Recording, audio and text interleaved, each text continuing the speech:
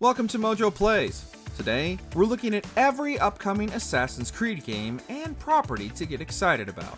AC fans will have a lot to look forward to. Before we begin, we publish new content all week long, so be sure to subscribe and ring the bell to get notified about our latest videos. 15th Anniversary.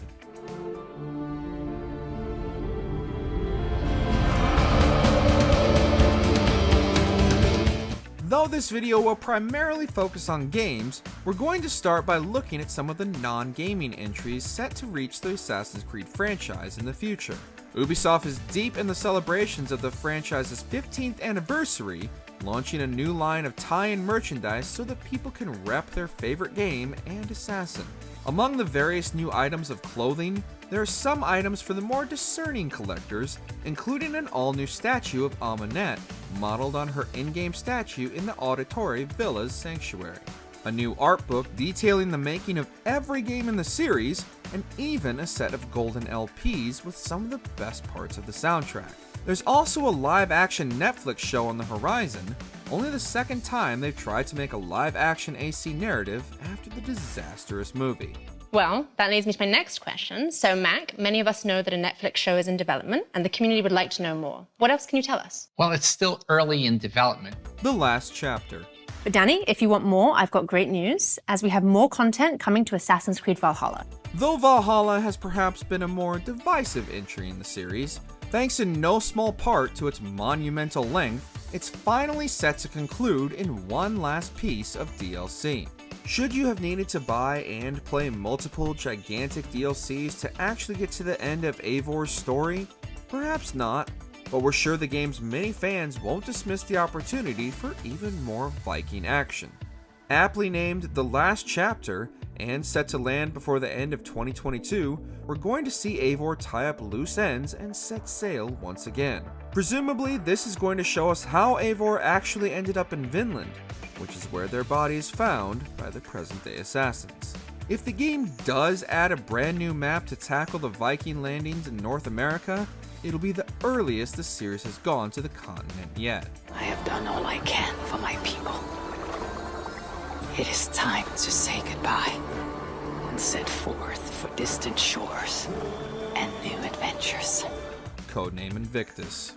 Was it a year ago there was Codename Infinity? Where are we with that? Well, that's a great question, Danny. Assassin's Creed has an interesting relationship with multiplayer.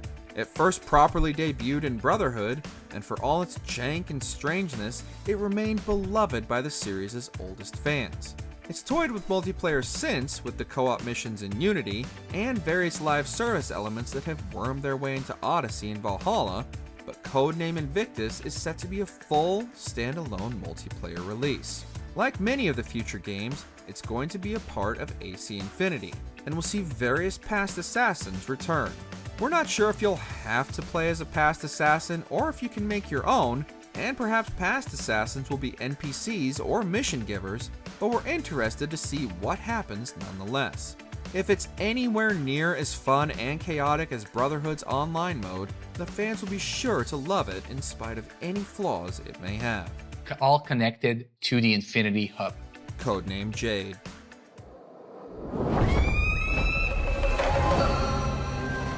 It looks like the fans aren't sure what to make of Codename Jade so far.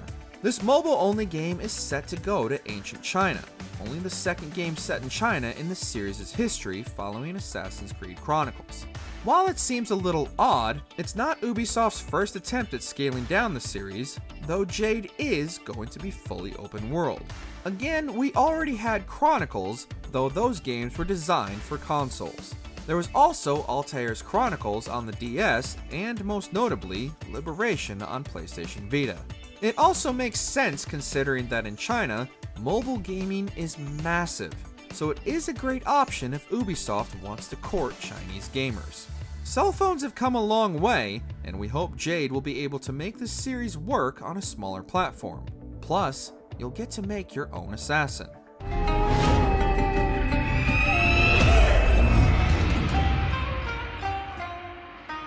Codename Hexe.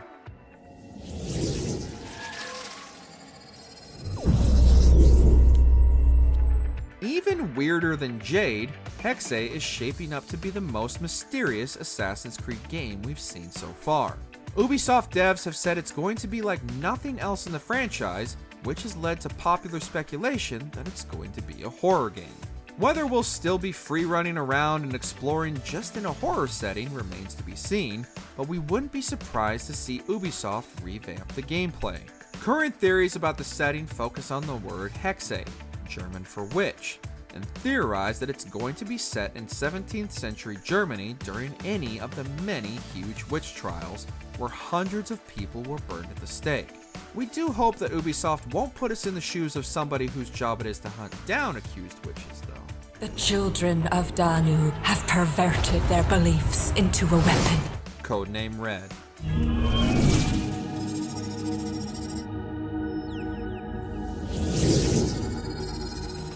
Finally, Ubisoft is going to give the fans something they've been asking for years. And no, it's not a 4K remaster of Black Flag, unfortunately. Codename Red is the yet untitled mainline game set in feudal Japan, which we so far only have one promotional image for. It's looking like Red will be the launch title for AC Infinity, the platform Ubisoft is pivoting towards. We still don't know the detail of how Infinity will work, whether we'll pay for each new release like a big expansion, whether it'll be a rolling subscription, or whether it'll still command a high upfront cost.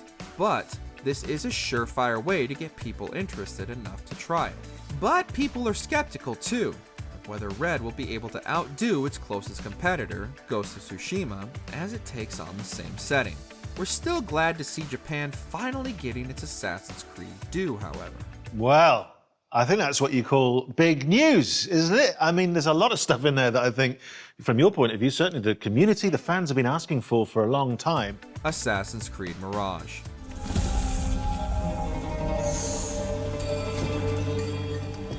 Basem Ebnes Haq.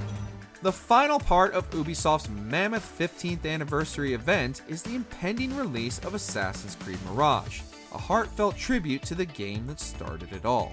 Ubisoft is using everything it has learned over the last 15 years since the first game launched to reimagine the franchise's roots. It's a single-player prequel focused on Basim, a main character in Valhalla, as he joins the Hidden Ones and undergoes his training in 9th century Baghdad. This is a little earlier than the 12th century setting of the first game, not to mention that Baghdad technically isn't the Holy Land because it's too far east, but it's still a worthy homage to the atmosphere the original game had. We're going to see the Islamic Golden Age with 9th gen technology at its disposal, in what might be the densest, liveliest city ever seen in the series. There's no release date yet, however, other than the 2023 window. And we wanted to go back to the action-adventure game that you know, narrative-driven game. We've been focusing on stealth, parkour, and of course, assassinations. Check out these other great clips from MojoPlays, and be sure to subscribe and ring the bell to get notified about our latest videos.